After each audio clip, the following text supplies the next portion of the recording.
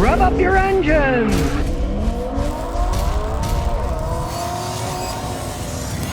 Lane to plane. What's your opinion on Porsches? Are they as bad as the rest of Germany cars, or are they good? Porsches are rich men's toys.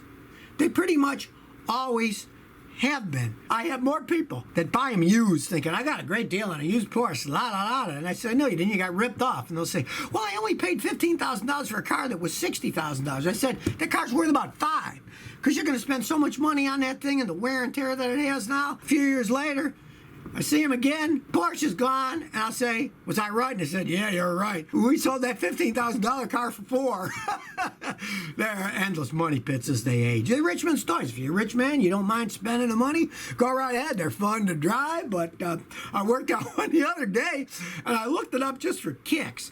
The headlight system. If I had to replace all the parts just on that headlight system, which is run by computers, it was going to be like $4,500 for all the parts for the headlight system. Don't mess around with those things unless you're rich. Scotty, I'm thinking about buying a used 2016 Ford Mustang GT automatic with 60,000 miles. Always pay a mechanic like me to check out a Mustang when you're buying it used. I don't care who's selling it, what kind of deal they're giving you, because a lot of guys buy Mustangs, beat the heck out of them, and then they want to sell them.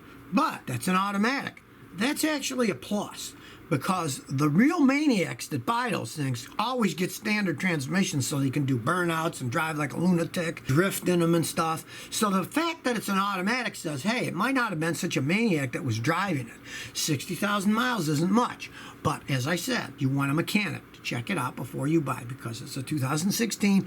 It's got all kinds of computer stuff on it. When I get my big old fancy $5,000 scan tool and hook it up to that, I get so much information. If there's anything wrong, it can't hide from that computer on that thing. So just make sure you got a good mechanic checking it out before you buy it. Could be a fun car. Steve W., what's your opinion on a 2004 Cadillac CTS 3.6 V6, 125,000 miles in excellent condition? It's at the dealer. They generally always ask way too much money, but let's start out logically. Always make sure your head is screwed on straight before you buy a car.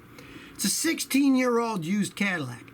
It has very little value. If you can get it cheap enough, but I doubt if you're going to get it cheap at a Cadillac dealer, it could be an okay car. If you really like the car and you can talk them down, but if they want a bunch of money for that thing, say they want, $10,000 or something, just walk away. The thing's worth basically nothing. But if you like it, the mechanic checks it out and you can get it cheap enough, go right ahead. But I doubt if you'll get a good price at the Cadillac dealer.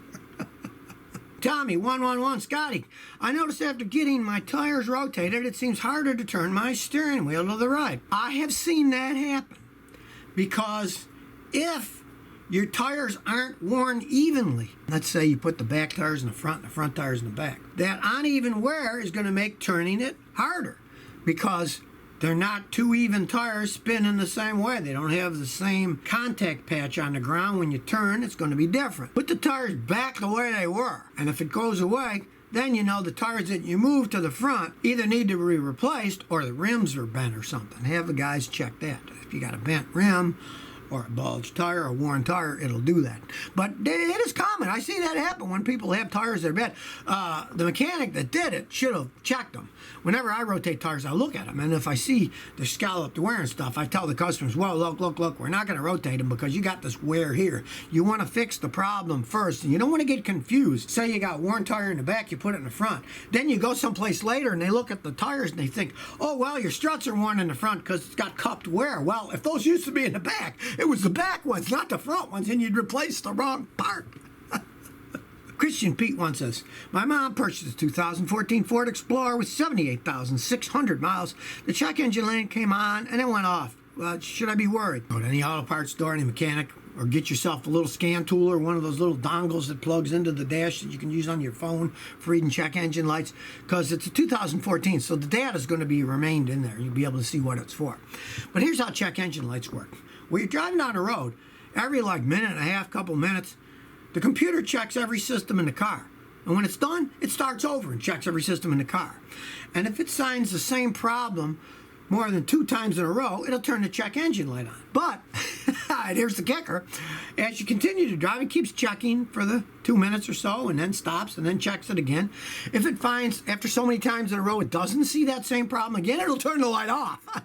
So whatever it is, it's a minor thing, but if you're curious, get it scanned, because Fords store the historical codes, and once that light came on, there would be a code stored. If there wasn't a code stored, then you would have a problem in the computer of the car, because the main computer of the car, if it's got a problem inside itself, it can turn the light on and off willy-nilly, and if it doesn't store any codes, that generally means that there's a problem in the computer itself.